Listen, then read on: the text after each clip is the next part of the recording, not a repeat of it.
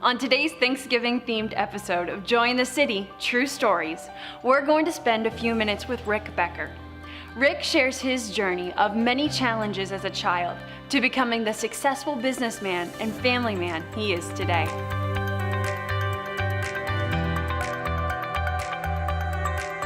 As a child growing up, Mom always sent us to church. I don't remember too much about any of the church, but we would go. Then as I became a teenager, it was by choice. So I can remember walking out to a Bible church. We lived close enough that some friends and I would walk down to out to a Bible church, but I can tell you there was nothing in my at that time, from that time as childhood to early mid-teens, that I can recall anything that taught me about Jesus. Okay, and when I think back about this, to what all things had to fall into place for me to come to where I'm at today, is I think it's really shown me how much God loves me. I was working at Sheets, going to college, and figured that would be my finish college and go on in that direction, when I was let go at Sheets for doing my homework, my college work. I was working the midnight date shift, so I'd do my homework when I had time. Back then, the manager gave me permission to do that, but then they came with a new manager, and I got fired for that. So I was pretty down in that case and not having it. No job, so I had to find a job, plus still going to school. My siblings convinced me to go into pre-law, which totally I hated. Okay, so I didn't pick the right area to go for my future, and things just started falling apart. And I remember I got to find a job, so I was bugging. Marhofer Bakery hired me part-time, and I'm bugging the guy for full-time. I'm thinking, this isn't enough, I need something, plus still going to school. So saw an ad in the paper, and I answered it. Hill's department store was opening. From going into Hill's department store, helping them open that store, is where one night walking out, 40-some years later, I can still remember this night, walking out and seeing a girl walk into her car, and I thought, wow. A buddy of mine, Andy, was with me, and I thought, wow, who's the girl with the hair? I needed to find out.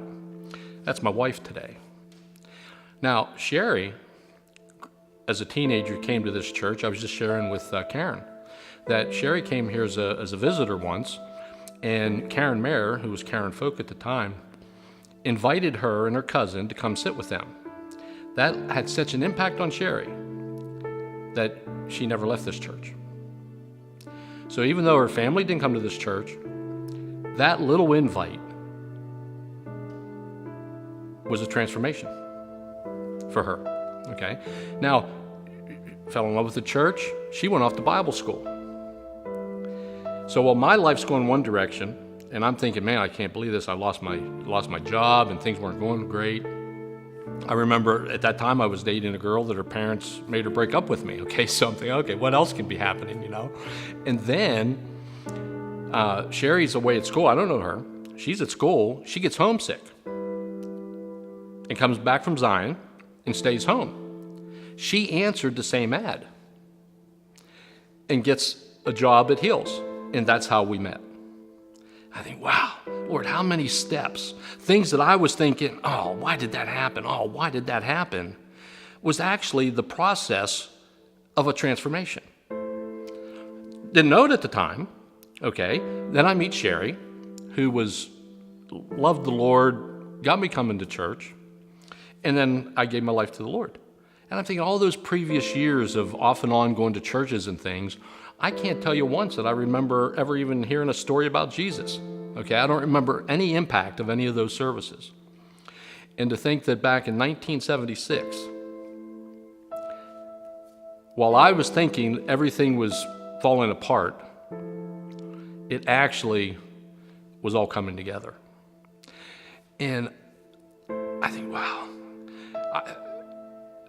if the Lord loves me that much, what I really love out of the Bible is he loves you that much. I'm not special.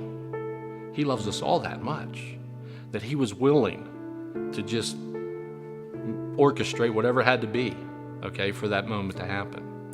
And I can tell you, Sherry and I were just talking about this the other day. We celebrate 40 years in December of marriage. And I wouldn't call it transformation. To me, it's more transforming. That I can't say that when I accepted the Lord, it was like instantaneous. That didn't happen that way for me, okay? I knew the Lord was in my life. I didn't have a great earthly dad, but I got a great daddy, okay? I mean, I wouldn't trade him for nothing. So I look at him thinking, Lord, that's a transforming. And what we realize, anytime Sherry and I have had a struggle, it's because we're more thinking about ourselves than selfless, okay? And I believe that as I read my Bible as often as possible, I look at it and I'm thinking, Lord, you just always are showing me something new. And it just amazes me that there is so much for us to learn. That's the transforming. I mean, it sounds simple. It isn't. Okay, you got to talk to the Lord. You got to surround yourself with other godly people. You got to stay in His Word. I've shared this in front of the church. I set a goal to study my Bible every year, but I don't succeed every time, okay? I'm in the process right now, and I'm one of these guys that likes to stay ahead, so I try to get an extra page here or there that I'm staying ahead, but I just read some stuff today, and I thought, wow, Lord, this is really enjoyable reading, okay? And I'm thinking, I know I've read it many times in the years, but at that moment, it didn't mean what it meant to me today. Okay, so through the struggle, everything that I went through when I lost the job and the girlfriend's parents and all that kind of stuff, well, I didn't have the Lord, so it was me just trying to get by. The Lord walked, He brought me to a great place. So I look at Him thinking, you have to, you just got to stay plugged in. You got to stay plugged in. Okay, it's hard for me to believe that if you don't stay plugged in, is everything going to be great? No. Okay, I had major neck surgery 2 years ago. I was praying for a healing. It wasn't healed that way. Sherry had brain surgery. We were praying for a healing. It wasn't healed that way. So is everything going to be perfect? No. But I can promise, I've seen it in the 40 years, and I believe anybody else would tell the same that's been at it for any length of time, that the closer you stay to the Lord, the better things.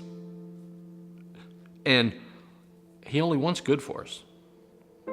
So there may be a struggle you're dealing with because He's trying to bring you through something, teach you something, okay? Learn and stay in the Word. Rick concludes his story by talking about his mom. It's evident that Rick's mom had a lifelong impact on him and his siblings. I had the best mother that anyone could ever have. So the next person's probably going to say the same thing, okay? I mean, the fact that my dad left when I was 10, 6 kids in the family. I had a younger sister, 2 younger brothers, and 2 older brothers.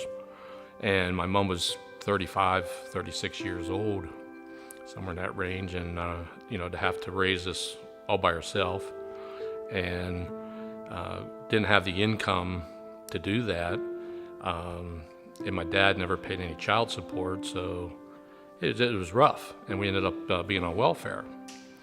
And later on in life, my mom was able to go back to school and get into nursing and became an LPN and totally got off of that program, and just she was always there for us. I think about, how did she do it? How did she raise 6 kids and always have meals on the table, always had nice Christmas time. I think it's pretty amazing. You know, when you look back on in today, I mean, it's mostly husbands and wives both working. Some are working 2 jobs just to try to make ends meet with 1, 2, or 3 kids. Here it was, she was, you know, alone with 6. And, you know, I don't recall ever hearing my mother raise her voice. And if you were talking to me, yeah, this wouldn't be easy.